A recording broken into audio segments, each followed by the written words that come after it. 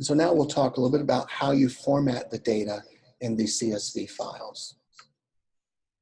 So if you download one of these files, and if you open and enter information into the CSV file using Excel, you will notice that some of the fields are not formatted correctly. You will need to ensure that the columns and cells are formatted per the instructions listed in the guidelines. The two primary areas where this occurs are those cells that utilize leading zeros, such as the district ID, which should be formatted as 6 zeros, and the birth date cells, which should be formatted as month, month, day, day, year, year, year, year. So for instance, if the month is 1 through 9 or January through September, then it must be formatted with a leading zero to be properly formatted. So let's talk about how you actually go about formatting that.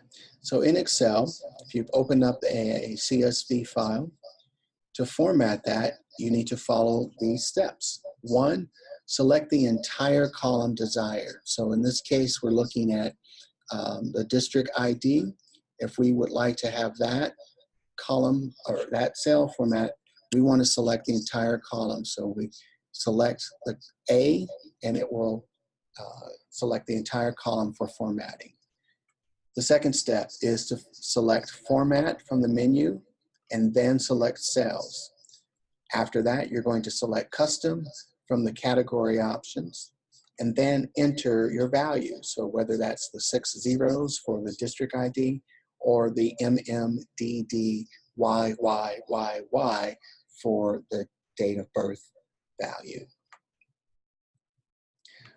Once you've formatted your information in Excel, it's important to ensure that you save the file as a CSV, not as an Excel document. It must be saved as a .csv format.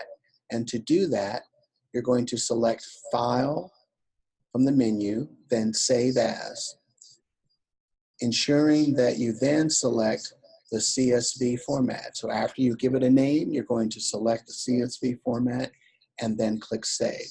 So again, those steps are select File, Save As, give it a name, select the .csv format, and then click Save or OK, depending upon your system. Once the template is formatted, it can be loaded to the KReady system via the bulk loader.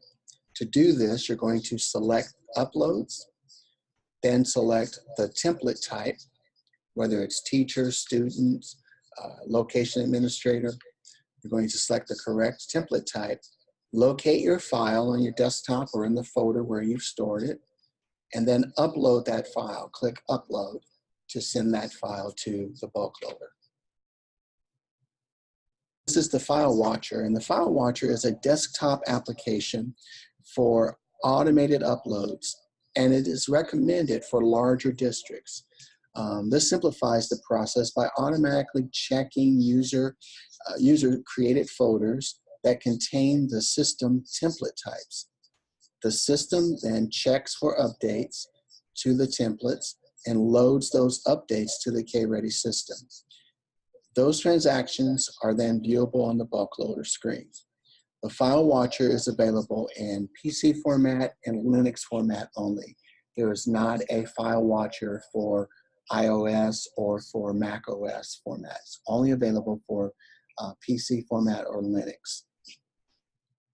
So if I want to enter some information here, I want to go ahead and load this file to the bulk loader. I'll enter my district ID, and I'll move over to my teacher ID, but when I do that, the zero disappears here. My leading zero disappears. It should be a 6-digit number. It's only a 5-digit number.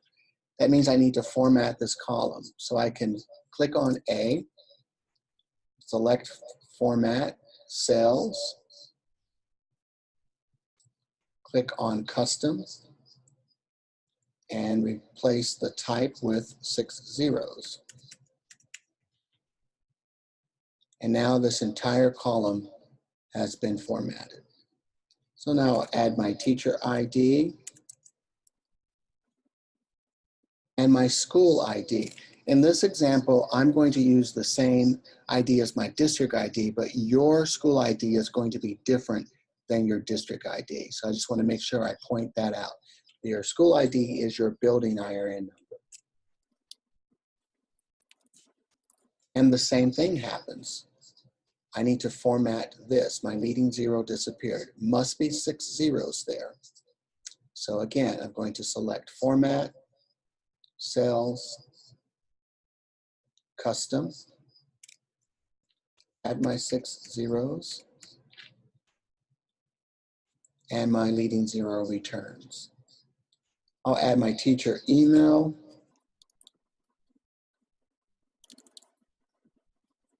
These are all just made up names. So if I accidentally select your name or add your name, it was just by chance. And the teacher first name and last name. Okay, we'll add another teacher here.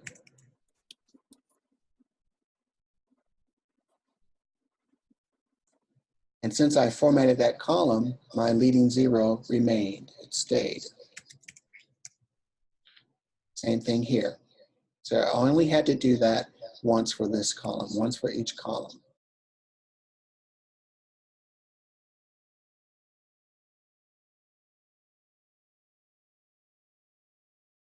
And now that I've entered my teacher information, I'm ready to load this to the bulk loader. But first I have to save what I've added.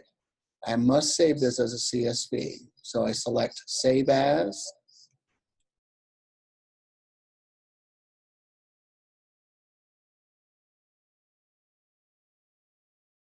And I'm going to save that to my desktop so I know where it is. I'm going to make sure that it's a CSV format and click Save. Let's go back to the bulk loader. And now I'm going to click Upload File. It's asking me for the template type. That is teacher. I'm going to select the file, so I'll navigate to my desktop. There's my teacher test 2. Choose the file and click Upload.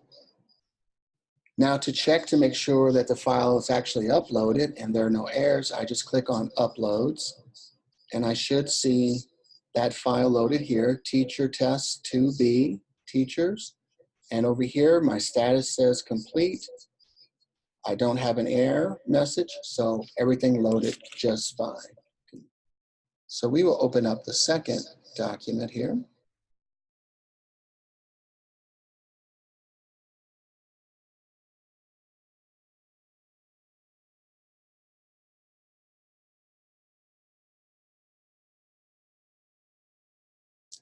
So we'll add my student first name and my student's last name. And I'll add my student's date of birth.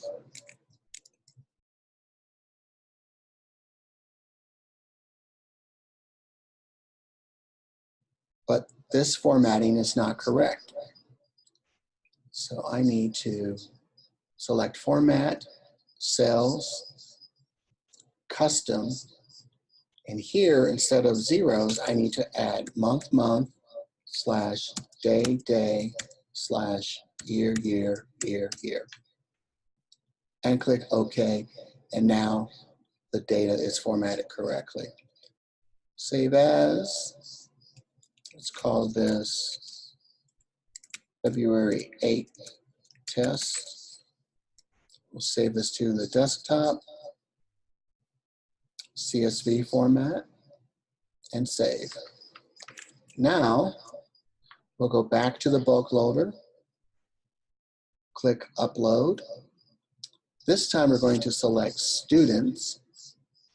I'm going to look for that template. There it is. Select Choose and Upload. That's the template we loaded. It says complete. So if that's correct, we should have a student's name I believe that was Aaron that I just added. And there he is. Again, we walk through the formatting and what's necessary in order to load those templates to the system, to the K-Ready system. I do want to show one other template here, and that is the enrollments template. And again, these are all the fields that we talked about before that are required. The one I want to draw your attention to is here, column A. In column A, this is where you will add the data token. So if I go back to the system and select the current enrollment token, and if I copy, I can go back to my CSV and paste. And one might think, well, it would be very easy if I could just drag down. I have about 10 students that I'm loading, so it'd be very easy if I just grab here and drag down. But if you know anything about Excel, Excel tries to be smart. And instead of having a data token of 2018 ELA 19, I now have 20, 21, 22. These are not the data tokens. And this will cause an error. And so for the number of students that you're enrolling, they all need to have the same token.